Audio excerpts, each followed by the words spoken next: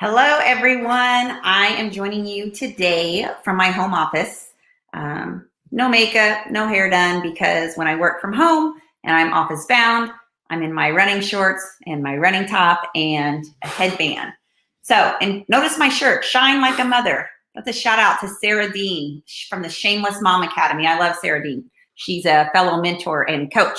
So, what I want to talk to you about today is this idea of prioritizing self-care and understanding that we are not selfish for putting ourselves first. Now, I understand that that can feel very strange because the generations of women before us were all told that you serve everyone else first. And if there's anything left over, then that's what you get. And that particular methodology, that social construct, came out of a totally different era. And not that, it's still wrong, right? It was still wrong for women to be under the belief system that their job was to take care of everyone else first. But this left women feeling defeated, depressed, angry, and resentful. And back then, many times the mothers did not work outside of the home. The issue is that many mothers now work a full-time job and also are raising families. And so it's as if women are expected to have full-time careers as if they don't have a family at home, and yet they are expected to raise families as if they don't have a full-time career. And this is why many women in particular feel very burned out in their life, right? It is never enough. They can never be enough to everyone. And it leaves them with low energy levels, low motivation levels, lots of self-loathing, lots of guilt. And it's because we have to change the social construct going forward.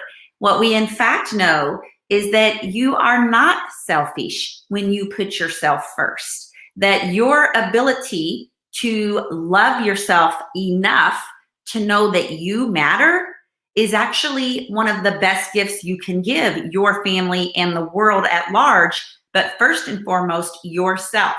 I have this theory that almost every problem that we have in our life, whether the problem is a relationship that we don't feel fulfilled in, or unhappiness, or the inability to make healthy food choices, or to move our body, or to work out, or to create a boundary, or whatever it is that you need to do, is in direct relation to your own ability to love yourself. Now, isn't that interesting that we struggle so very much to love ourselves, as if loving ourselves is wrong? Why is that, right? We can love our children, we can love our parents, we can love our dogs, but we're not allowed to love ourselves. When in fact, when you learn to love yourself is when you start to add more pleasure to your life, when you start to give more to who you are and how your soul wants to feel. That is when our cup runneth over and we're better in all areas of our life. Now, if you're watching this, I would love to hear your comments or what you're thinking, but I want to quickly tell you a story about a young woman that I met a few years ago. She was actually downtown Tell City on Main Street, and she came across the street and she said, "Kim, I know you're a happiness coach. Do you have a moment?" And I said, "Sure." And she explained that she was a mother of two little girls who were 2 and 3 years old. And she said, "Kim, I have every reason in the world to be happy. Like, I have a good husband. He works really hard for our family. We have a nice little home, but it's great. We both have jobs. I have 2 healthy little girls." And then she started to choke up and she said, "But every day is exactly the same." And I said, "Well, tell me what you mean by that." And she said, "Well, I wake, like the alarm goes off at 5:15. I get up. I get breakfast going. I get the girls out of bed. We get them dressed, brush their hair, brush their teeth, eat their breakfast. We get out the door. I take them to the sitter. I go to work.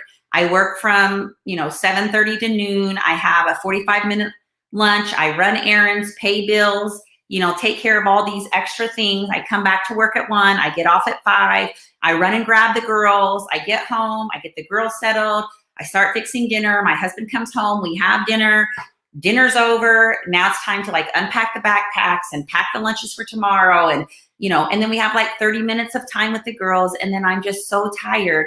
I just feel depleted and I just go to bed. And she really started to tear up and she said, I know I just need to suck it up, Kim. Like, this is just what it means to be a parent. And I said, well, Madeline, when's the last time you took time for yourself? And she said, I don't remember. And I said, Madeline, I realize that we've been raised by mothers who were good people who never knew that they counted in the process. But I'm going to tell you 2 things right now. One, you're modeling mommy martyrdom to your girls. You're modeling the behavior that mommy does not count and in fact has to be everything to everybody all of the time. And I said, secondly, do you want those 2 little girls to grow up and have observed that their mother knew that she counted while she was raising them? Do you want those 2 little girls to have a mother who modeled that she is more than a mother, that she has enough self-love for herself to carve out time that is just for her on a daily basis? And I'm going to tell you, that's what you need. I don't know if it's 15 minutes or 7 minutes or 55 minutes, but honest to goodness, you guys, there are 24 hours a day. If you can't figure out how to carve out 1/24th of a day that's for you, then I do think it's a self-love issue. And this isn't going to feel easy. This isn't going to feel comfortable. And I'm going to tell you what doesn't work. It doesn't work when you schedule yourself last in your calendar. That never works. You need to schedule yourself first in your calendar. You need to relinquish control. You need to say, hey, maybe my partner can put the kids to bed at night and I can go take a 45-minute walk, or I can sit out on the deck and read a book, or whatever it is that you want to do. Like, maybe you need to have some difficult conversations with your partner and say, hey, I can't carry the weight of all this anymore. I need help, right? You have to decide, what kind of pain do you want to feel? Do you want to feel the pain of knowing that you have completely lost yourself in your role as a mother and a worker and everything else to everyone? Or do you want to have joy right now in the process of doing all of this? And so I really want us to understand that you are not selfish for putting yourself first. And in fact, I'm going to go just a step further here, because I want you to also understand. Let me pull up my screen here and see if I can remember this exact quote. But the bottom line is, you cannot be, well, here, let me say it like this.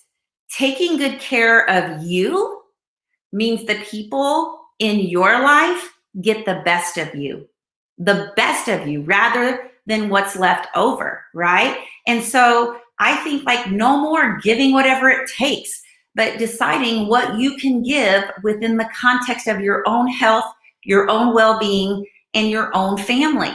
And what that looks like is different for everyone else. What I need to feel good in my soul might look extreme to someone else who doesn't need as much me time, who doesn't need a massage every Friday, who doesn't need to take a 45-minute run every day, who doesn't need time alone. Like, I don't care, because I just know what keeps Kim Strobel at her best, and that's all that matters. And so I want you to consider this philosophy of understanding that putting yourself first is actually one of the best things that you can begin to do for yourself, and to model this for your family. So in the video that I'm using, I can't really see comments yet. So I'm going to go back in after this, and I'm going to see what your thoughts are, what your ahas are, what you needed to hear. And then the next video that I do is going to probably be all about how we can start finding our value in the world. All right, see you later.